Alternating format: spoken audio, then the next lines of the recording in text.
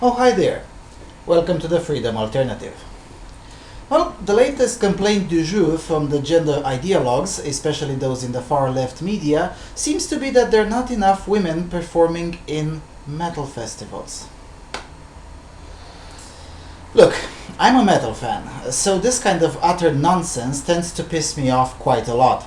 As a result, this video may be a bit longer. And here we go. The Guardian titles Glastonbury, Reading or Creamfields, which 2015 festivals has the fewest female artists. And the subtitle is, the charts are dominated by female performers, but this year's British music festivals lineups are 86% male. The Guardian's data team crunches the numbers, while Jamie Stevens asked promoters why progress is so slow. Progress is slow. Who the hell writes this garbage? Hasn't the Guardian still learned that the charts have little to do or almost nothing to do with the kind of decisions that festival bookers have to make in their everyday life, and also the live music scene in general is largely not connected with the pop culture's charts. It doesn't work that way. Look, I've worked in the past in organizing metal concerts, and the primary two reasons that get an artist booked are not really related to sex or any other politically correct motive. The main two reasons are availability and budget. I may want to have Nightwish, which is a female-fronted metal band, booked at my festival, but if my festival takes place at a time when Nightwish has a concert scheduled in, let's say, Brazil, well, it becomes quite obvious that booking Nightwish is a practical impossibility. Bloody geography tends to trump, things like preference or feelings. By the same token, if my budget is, for instance, let's say $100,000, and I already booked Korpiklani and, let's say, Arch Enemy, then booking Nightwish too may also turn out to be a bad financial decision, because if I do that, then I wouldn't have enough cash to cover other costs. Trying to spin these actual realities of concert organizing as sex discrimination is not just wrong, but seriously ignorant. Although that's to be expected from an idiotic rag like The Guardian. The article is very long, so I'll read only some portions of it. And it goes like this. When Florence Plus machines step in to replace the Foo Fighters at the Glastonbury this week, they will be only the second act with a woman topping the bill at a major UK festival in 2015. Welch will, in fact, be the first British woman this century to headline the Pyramid stage. The last to do so was Skin, when Skunk Anansi closed the festival in 1999. Before her it was Shakespeare's sister, and that was in 1992. Of course, it's not a problem specific to Worthy Farm. Of the 14 headline acts playing Glastonbury, T in the Park, Reading and Leeds, V and the Isle of Wight this year, Fleetwood Mac's Stevie Nicks and Christine McVie are the only other women. Male artists aren't just dominating the top of the bill. Analysis by The Guardian of 12 UK festivals has found that 86% of advertised performers are men. At dance festival Creamfields, women are virtually invisible, making up just 3% of the advertised performers. Reading and Leeds and Download also fare poorly with a bill made up of 94% and 96% men, respectively. The survey, conducted by The Guardian's data team, so now we know it's all cool and have no reason to suspect the numbers might have been cooked by The Guardian's data team to suit The Guardian's worldview. Now, how could that be? Anyway, the survey investigates the gender split of artists at the UK's biggest summer music events, calculating the number of male and female artists featured on the posters of Glastonbury, T in the Park, Reading and Leeds, V, Isle of Wight, Creamfields, Download, Bestival, Green Men, Latitude, Wireless and Field Day.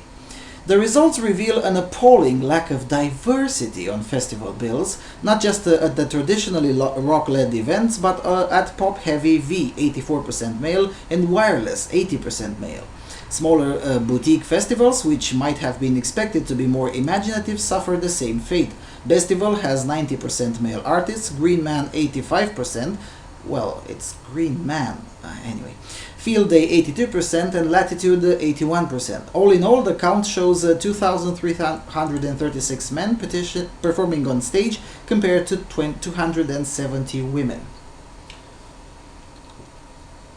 Okay, so what? I mean, really, does anyone whines that pop music is heavily female dominated? No?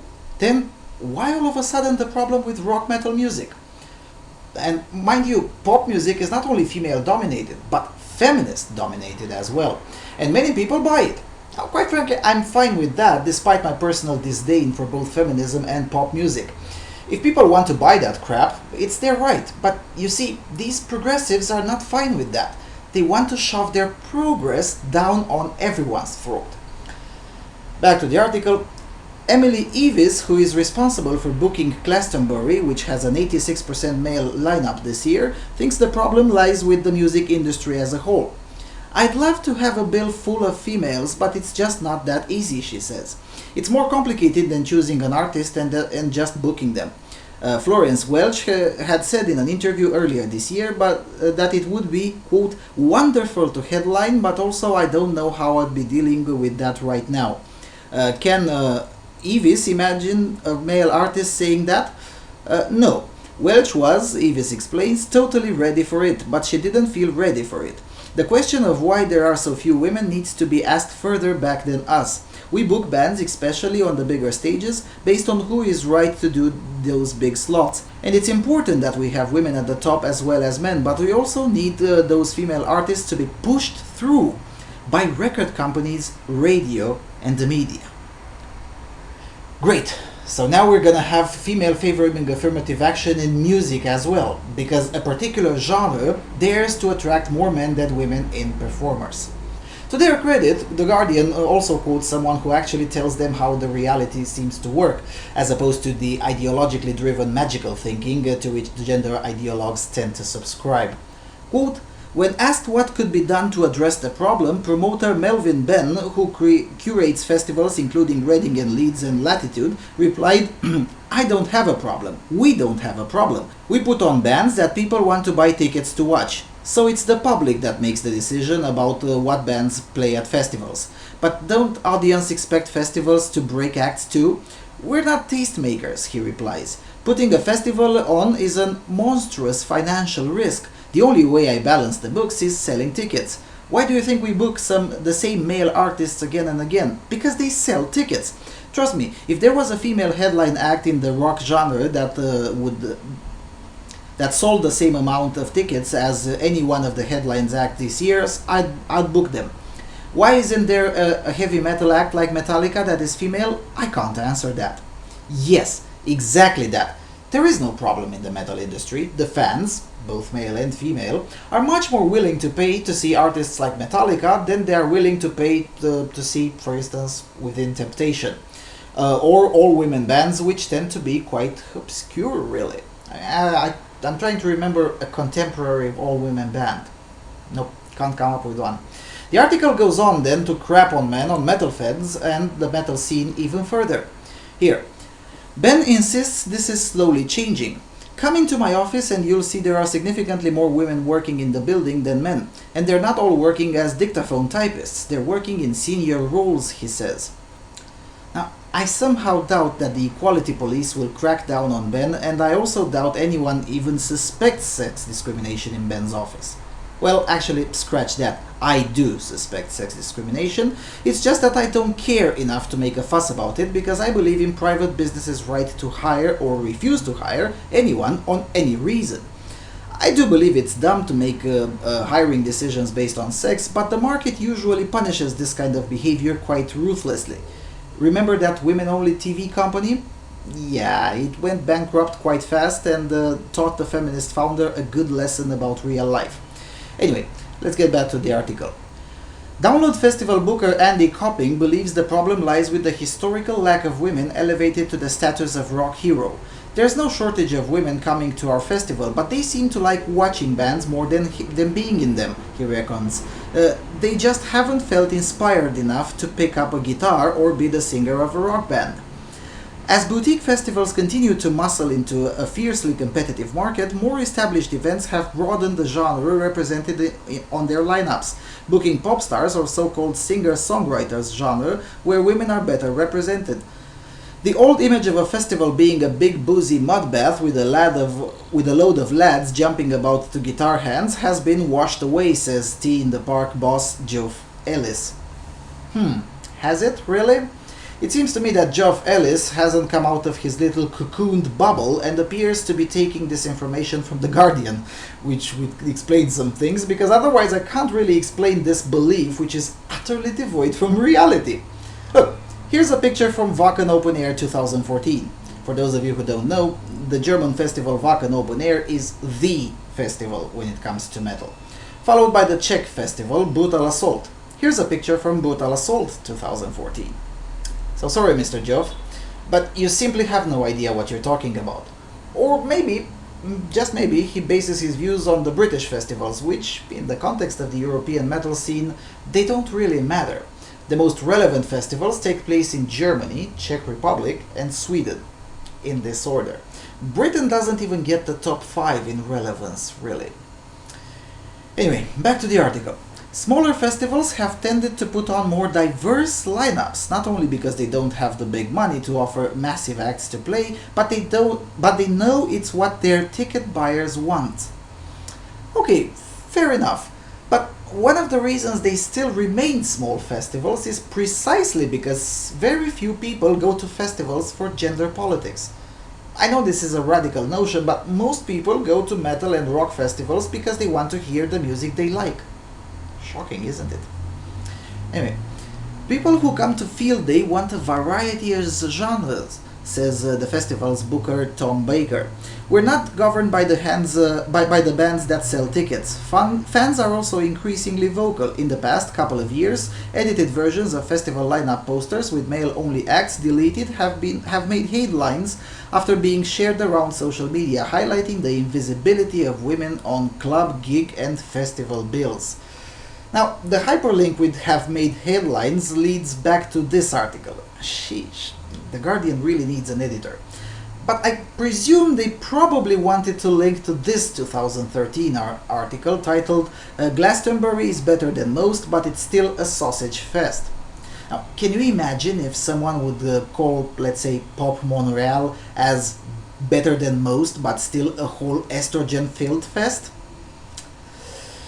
This is the mentality promoted by these buffoons. Female-dominated performance, for a largely female audience, is absolutely okay. In fact, it's empowering. But heaven forbid such a thing as a male-dominated performance even exists. The article goes on. But progress seems painfully slow. It is alarming that in 2015 a young music fan can spend all weekend watching acts at the UK festival and not see a single female performer. Now, why is this alarming? Nobody seems to think it's alarming that female performers dominate the pop music charts. Why should it be alarming that a rock festival is male-dominated? Music festivals were, by and large, moments of rock and roll common, and women, by and large, have historically been marginalized from the rock and roll world. Really? Have they?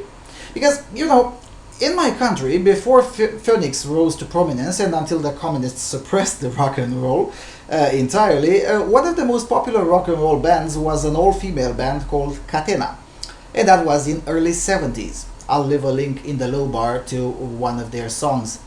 Their prominence essentially vanished because of exactly the type of ideologues that now run The Guardian, so they left the country.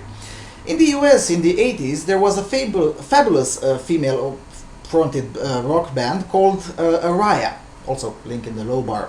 And not to mention bands like After Forever, who is not only an old band still active and female-fronted, but it's also one of the bands that helped create an entire subgenre, namely what we now call symphonic epic metal. Or the band Macbeth, which was founded 20 years ago, a band which also contributed to the creation of what we now call gothic metal. So to claim that women have historically been marginalized from rock and metal world is just ignorant. Anyway, back to the article. I don't want men on the same stage all day long, says the Isle of Wight Festival John Giddings. It's just boring. Well, that's your opinion and you're entitled to it, but you're not entitled to shove your opinion down the rest of the scene's throat. And here's when the Guardian cuts to the chase. When looking at the grim reality of these lineups stripped of their male acts, festivals don't just feel increasingly removed from their audience, but also from contemporary music itself. In a world where women are deconstructing pop music, club culture is booming with some of the most innovative sounds in years, and a new generation of hip-hop and rap stars heralding a socio-political cultural revolution in America. The white male rockist notion of what a music festival headliner should be begins to feel hopelessly archaic. Hai siktir de pe morții mătii.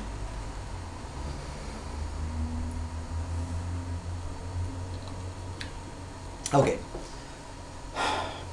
that was less polite from me.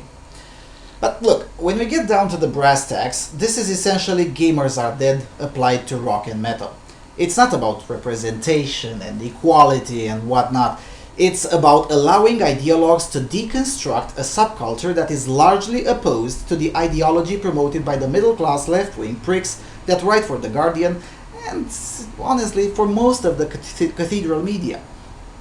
Worst case scenario, this will lead to a split in the scene. Best case scenario, metalheads push back using the force of their wallets and their keyboards. I personally prefer the latter because the scene is already too fragmented, and it's about bloody time we, as metalheads, stop just accepting the cathedral media attacking and demonizing the scene for bullshit reasons. Amazing. And here's the funny part. The old communists didn't like people like me because my hair was too long, and my favorite music was too, well, non-communist. The new communists apparently don't like me because I have the politically incorrect skin color and my politically incorrect sex, and my favorite music is performed by people with politically incorrect skin color and sex. You know what? Go fuck yourselves. Go suck a bag of dicks. Women are not marginalized in the scene, and The Guardian is fucking demented. Yes, there are less women than men in the performing end because, well, becoming a rock or metal performer in 2015 is a bloody risky decision. And believe it or not, men are usually the risk takers. Just look at Alexei Laiho from Children of Bodom. Alexei is one of the fastest guitarists in the world and a truly complete artist. Seriously, the guy is bloody awesome. But look, he's been active in the scene since he was 14. The stacks were hopelessly against him even back then, and he went bankrupt more than once until his band, In Hearted, became Children of Bodom and truly took off. Now, how many 14-year-old girls would be willing to throw out everything? I don't know, like school, career prospects, family, and so on, and throw that out in order to fully dedicate to rock or metal music, and would then continue to do so even after going bankrupt? Now, allow me to take the radical position and assume that not too many of them. This is the kind of thing that by and large is conducted by wild teenage boys. I know it's radical, but it's the truth.